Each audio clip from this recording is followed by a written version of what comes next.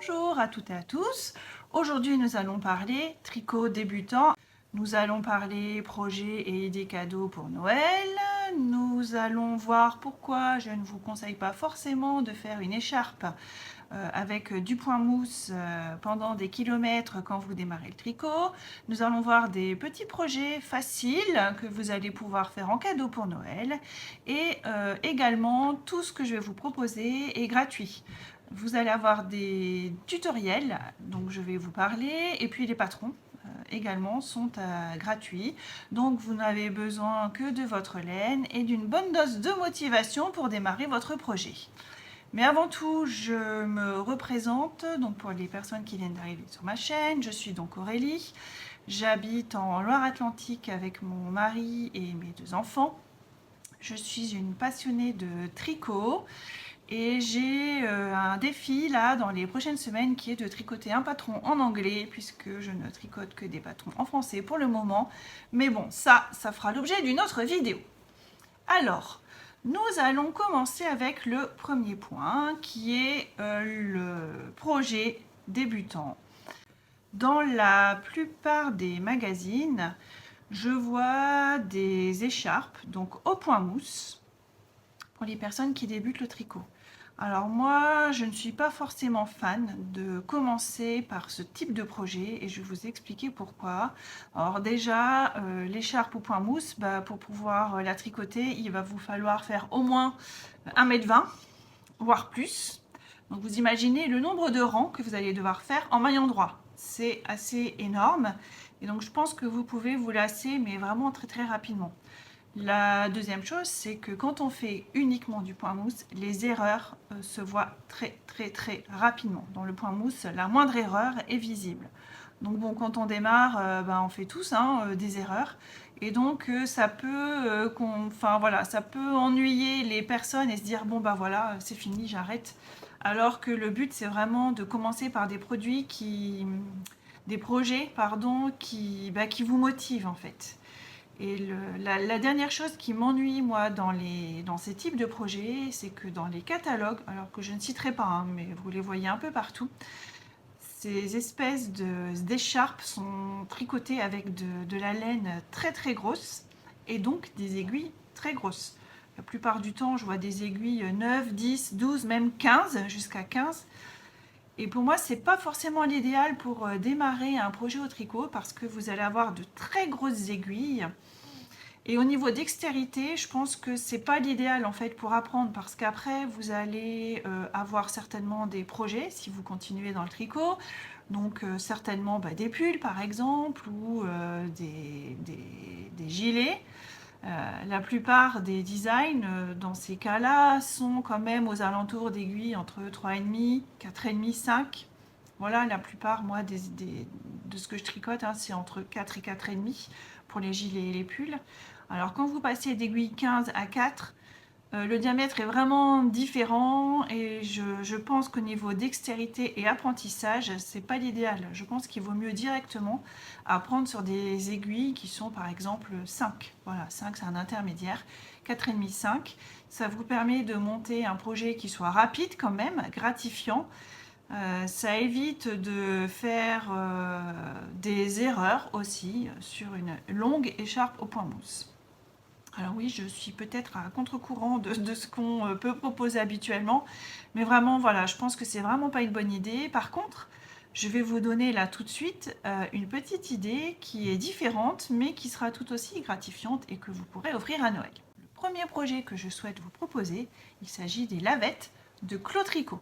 Alors Claude Tricot, c'est une personne qui a une... vous allez voir peut-être mon chat, voilà, comme d'habitude maintenant. Oui, Saphir, allez, viens. Hop, voilà, donc il était là, devant. Allez, donc Claude Tricot. C'était pour la petite anecdote, puisqu'il est toujours présent sur mes vidéos, donc voilà, je ne pouvais pas faire sans lui. Claude Tricot, je ne sais pas si vous la connaissez, je mettrai de toute façon la vidéo dont je parle en barre d'infos. C'est une personne que je suis depuis très longtemps, qui fait des tutoriels qui sont vraiment simples, rapide, efficace. Elle vous prend par la main, elle explique vraiment très bien. Et donc là, à la place de vous proposer en projet débutant une écharpe qui vous prendrait en plus des heures et des heures, je voulais vous proposer plutôt d'essayer de faire une petite lavette. Pourquoi pas? Alors elle propose une lavette avec du point mousse. Donc voilà, ça peut être un premier projet idéal. La seule chose que vous aurez sur cette petite lavette, et donc je vais vous mettre une petite photo ici, c'est que vous aurez des jetés à faire en augmentation et 2 mailles ensemble à l'endroit pour les diminutions. Mais Claude Tricot vous prend par la main, elle vous explique, elle montre, il a vraiment des gros plans. Je trouve que c'est un projet qui est rapide à faire pour les personnes qui débutent et ça peut faire partie d'un petit cadeau de Noël. Déjà, vous pouvez le garder pour vous si vous voulez faire un essai et puis après vous pouvez en faire plusieurs. Vous pouvez utiliser des restes de laine pour faire cette petite lavette. Enfin, vraiment, je trouve que c'est un premier projet qui va vous permettre, voilà, de vous familiariser avec le point mousse, de faire des jetés tout autour et puis vous aurez des diminutions, mais honnêtement, ce premier projet peut tout à fait correspondre aux personnes qui débutent et ça change vraiment de cette écharpe au tricot. J'aime beaucoup sa façon d'expliquer, elle vous prend par la main. Oui, Saphir. Vous le voyez un petit peu là, voilà. Je suis désolée, mais c'est vrai que ça devient la mascotte de mes vidéos parce qu'il fait partie intégrante de toutes les vidéos. Et comme je dis, je vais devoir le payer parce que sinon, il va me demander des droits d'auteur, ce petit chat. Hein, voilà.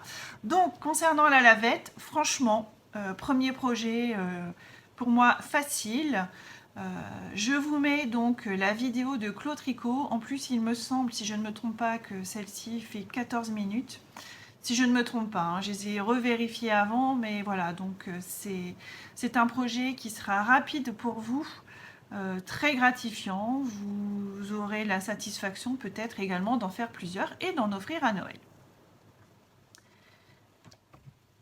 Voilà, donc je surveille ce qu'il fait, parce que s'il va dans les laines, ça ne va pas le faire. Voilà, donc nous allons passer au deuxième projet. Le deuxième projet, je vais vous parler d'un bonnet. Alors pourquoi d'un bonnet? Tout simplement parce que vous pouvez le faire pour vous, mais vous pouvez également l'offrir. On peut offrir un bonnet à Noël. Et pour ça, je vous ai trouvé une vidéo, donc tutoriel en pas à pas d'Alice Gerfaux. Alors je me remets sur la vidéo d'Alice.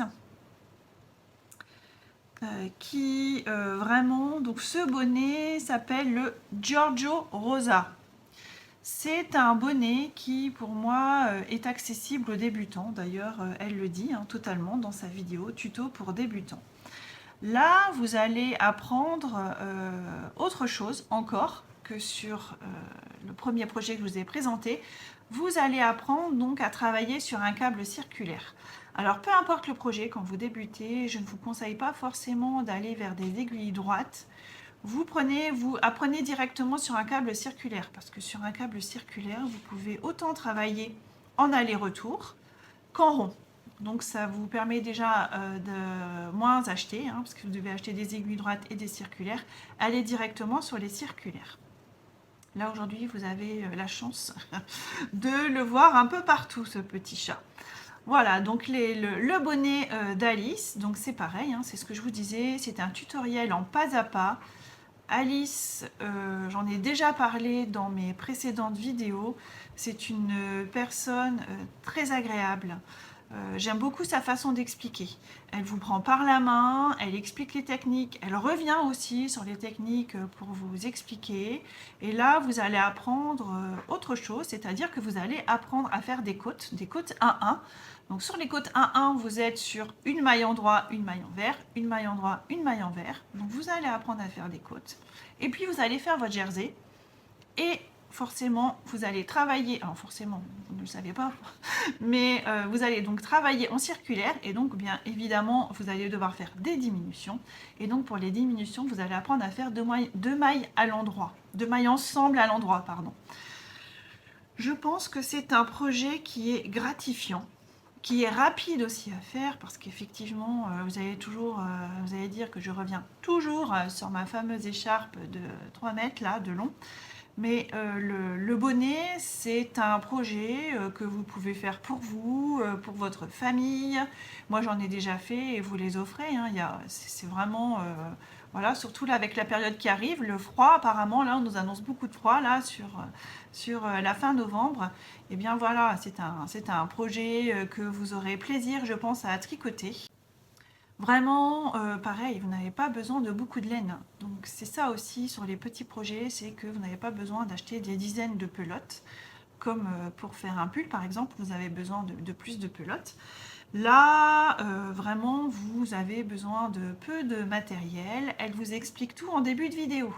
Donc elle vous montre le type d'aiguille, la laine, la qualité, la quantité, ce qu'il faut. Vraiment, c'est très important. Vous allez apprendre donc le tricot en rond, donc comment mettre un marqueur. Je crois même qu'elle montre comment changer de pelote de laine en cours de tricot. Donc vraiment, c'est un projet qui pour moi est totalement accessible aux débutants. Vous allez pouvoir vous entraîner, en faire un, deux, parce que ce n'est pas un projet qui va vous prendre des heures et des heures. Voilà, c'est comme la petite lavette. Là, j'y suis allée crescendo sur le deuxième. C'est un peu plus long que la lavette, mais vous allez apprendre d'autres points et vous allez être satisfait du rendu de ce que vous avez fait. Donc vous allez pouvoir passer à l'étape suivante. Donc vraiment, foncez sur ce bonnet, je vous l'ai dit. Alice a fait plein d'autres vidéos sur d'autres sujets. Par exemple, elle a fait le Rokitty en pas à pas. Enfin vraiment, allez voir sa chaîne. Elle mérite vraiment qu'on puisse la découvrir et faire les tutos qu'elle propose. Ils sont parfaits. Le troisième projet, je vais vous proposer de tricoter donc le bandeau Frida d'Atelier Émilie. Alors, avant de vous parler de ce projet, je surveille mon chat déjà, il est en train de faire des bêtises. Je voulais revenir sur la différence entre les tutoriels, donc les deux dont je vous ai parlé, et le bandeau Frida. Le bandeau Frida d'Atelier Émilie, donc ce n'est pas un tutoriel qui est gratuit sur YouTube, c'est donc un patron que vous allez retrouver sur Ravelry, mais qu'Émilie a eu la gentillesse de nous mettre à disposition gratuitement. Donc pour cela, il faut avoir un compte Ravelry, mais vous le créez gratuitement, hein, ça n'est pas du tout payant, c'est bien gratuit. Et donc ainsi, vous pourrez télécharger le fameux bandeau. Le bandeau, c'est un cadeau également idéal pour Noël et pour les débutants, puisqu'il est rapide à tricoter. Vraiment très rapide. Celui-ci se tricote avec des aiguilles 4 mm et vous allez apprendre à tricoter le jersey double. Alors vous allez me dire, oh là là, encore une nouvelle technique. Bah oui, c'est quand même bien d'apprendre de nouvelles techniques. Mais n'ayez pas peur. Émilie vous prend par la main, c'est-à-dire qu'en fait, quand vous téléchargez le patron, vous avez les explications techniques et puis après, elle vous met des petites images en fait de comment faire. Donc en fait, avec les images, je trouve que c'est très parlant. Vous n'allez pas vous tromper. Vous suivez vraiment ce qu'elle vous dit en pas à pas et vous allez réussir à faire votre bandeau. Le bandeau, vous pouvez en faire pour les enfants, pour les adultes. C'est vraiment, je pense, quelque chose qui plaît tout le temps, à tous les âges. Hein, voilà, il n'y a pas de souci. Je voulais juste revenir sur la différence, puisque j'ai oublié de vous en parler, puisque mon chat m'a perturbée. Je pense qu'il est important de pouvoir également s'appuyer sur des patrons qui soient écrits. Parce que si vous n'apprenez qu'avec des tutoriels sur YouTube, à un moment donné, si vous voulez tricoter des designs qui sont faits donc, par des designeuses, hein, je me répète, mais ce sont donc des patrons donc, qui sont payants, évidemment, sur Ravelry la plupart du temps ou sur le site internet des personnes. Là, on parle d'Atelier Émilie, voilà, celui-ci est gratuit. Elle a créé d'autres patrons donc, qui sont payants. Et donc, c'est important, je pense, de pouvoir aussi prendre un patron pour pouvoir le lire tranquillement. Il faut savoir déchiffrer les abréviations. Donc c'est important de savoir lire aussi, voilà, un patron. Les tutoriels sont super, il n'y a pas de souci, mais par contre, il faut aussi apprendre à déchiffrer comment se passe un patron d'une designeuse. Donc c'est important d'avoir les deux. C'est pour ça qu'aujourd'hui, je vous parle des deux. tous sont gratuits, il n'y a aucun souci, mais voilà, vous pouvez déjà vous familiariser avec le patron qui m'écoute comme s'il comprenait tout ce que je racontais. Vous allez pouvoir vous familiariser donc avec les patrons écrits. Vraiment, c'est important, je le répète, d'avoir les deux. Et le jour où vous voudrez vous lancer dans un pull ou un cardigan, eh bien, vous ne serez pas perdu. Parce que c'est vrai que là, les explications, c'est simple de suivre des explications quand on a sur YouTube, surtout pour apprendre. Mais après, voilà, quand on veut progresser et aller un peu plus loin, les patrons écrits, vraiment, il faut apprendre à les lire, à les déchiffrer. Donc ce bandeau, je reviens au bandeau, donc il est vraiment idéal pour les personnes qui débutent. Vous avez, comme je vous l'ai dit, le petit tuto en images, donc ça n'est pas du tout un tutoriel sur YouTube. Mais voilà, ça permet vraiment d'en faire pour toutes les personnes, comme je vous disais. Donc lancez-vous dans ce nouveau patron, vous ne serez pas déçus et il sera aussi gratifiant. Voilà, donc n'hésitez pas. Nous allons passer au 4e patron. Donc il s'agit du bisou scrunchie de Maximil. Donc je vous en ai déjà parlé dans mes autres vidéos, mais je pense que ce chouchou vraiment est très tendance en plus actuellement, et ça vous permet de vous familiariser également avec un patron écrit. Il est gratuit sur Ravelry, donc il se tricote avec des aiguilles 5 pour le montage et ensuite 4,5, donc en fait ça se tricote très rapidement. Vous allez faire une sorte de bande et puis vous allez insérer un élastique. Et donc je ne vais pas vous expliquer tout le tutoriel, même s'il est gratuit, mais vous l'avez donc à disposition sur Ravelry. Et en plus, pareil, Camille vous met des photos donc, qui sont incrustées avec ce que vous devez faire. Donc c'est pas un tutoriel YouTube, mais c'est un tuto pas à pas sur papier. Donc vraiment, ce bisou scrunchie, vous pouvez l'utiliser avec vos restes de laine. Comme là, moi j'ai mon ranunculus, que j'aime beaucoup, que vous connaissez bien maintenant. Eh bien j'ai des restes de laine de ce ranunculus. Je pense que je vais l'utiliser, en utiliser, je pense, pour me faire un petit chouchou. Je voulais vous montrer, par exemple, moi j'ai un bac où je mets tous mes restes de laine. Quand on fait un projet, on utilise rarement la totalité, donc que ce soit des pelotes de laine industrielle ou des écheveaux teinturiers, on a toujours des restes. Donc moi, je suis allée à Action, j'ai acheté un petit bac, voilà, et puis regardez, voilà, non mais c'est énorme, j'ai énormément de restes. Alors vous voyez, des gros restes, voilà, ça ce sont vraiment des gros restes. Donc j'ai de la fingering, voilà, je ne vais pas tout vous montrer parce que ça va tomber, mais voilà, même ça, enfin voilà, ce sont des gros restes. Donc voilà, j'aime beaucoup, je mets tout dans un bac. Je me dis qu'un jour, ça me servira à faire, je ne sais pas, peut-être une couverture de reste, qui sait. Mais ce genre de reste, eh bien, c'est parfait pour le bisou scrunchie. Vous avez besoin de très peu de laine. Alors, je revérifie le patron. Est-ce qu'elle met la quantité de laine? Oui, certainement. Donc, elle nous met, elle le fait en mohair et soie, avec 2 fils de mohair et soie, et donc elle parle de 14 grammes. Moi, je vais le faire avec un fil de fingering et un fil de mohair. Je pense à ça, j'ai vu un petit short sur YouTube d'Alice Gerfaux, je crois que c'est sur YouTube qu'elle a fait ça, où justement elle parle du bisou scrunchie. Donc elle montre rapidement comment elle l'a fait, elle donne des petites astuces. Bon, c'est un short, donc c'est assez rapide, mais j'essaierai de vous le retrouver pour vous le mettre en barre d'infos. Donc là, c'est un projet pour moi qui est ultra gratifiant. Vous avez besoin de peu de laine, donc là c'est ce que je vous disais, 14 grammes de fil mohair, mais vraiment, voilà, vous prenez vos restes.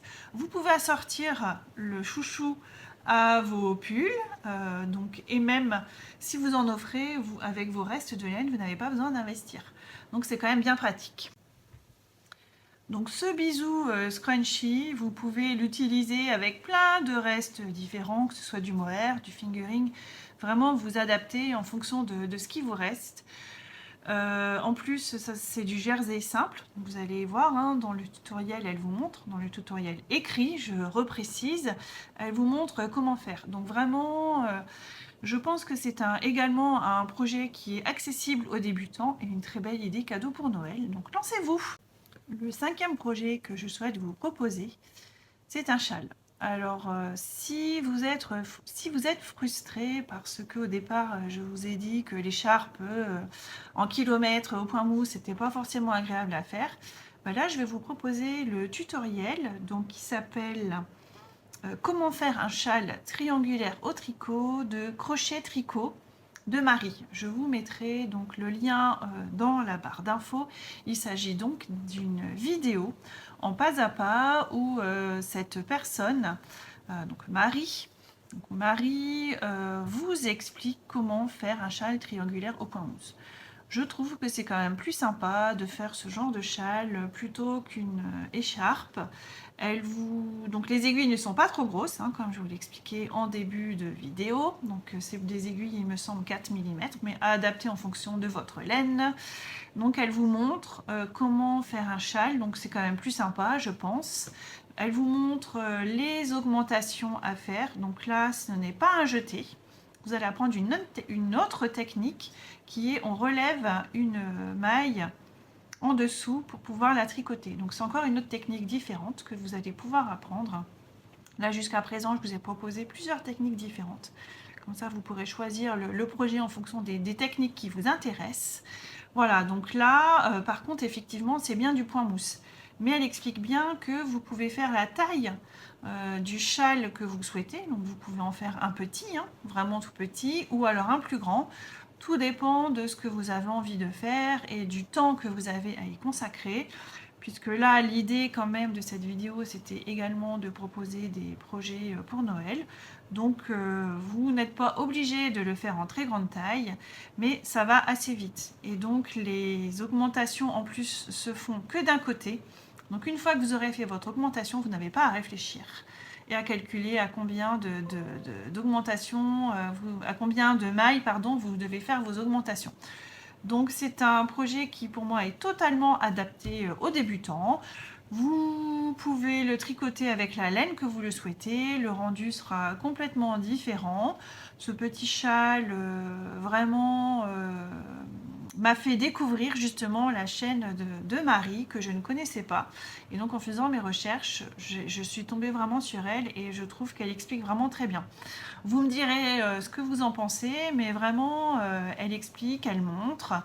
Moi, si j'étais débutante, je me baserais sur cette vidéo pour faire un châle au point mousse. Donc vraiment, allez-y.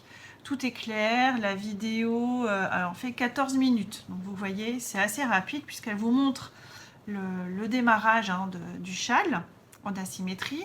Et ensuite, ce sont des rangs que vous devez répéter. Vous répétez tout le temps les mêmes. Donc évidemment, à un moment donné, elle ne va pas vous filmer la totalité du châle. Ça n'a aucun intérêt.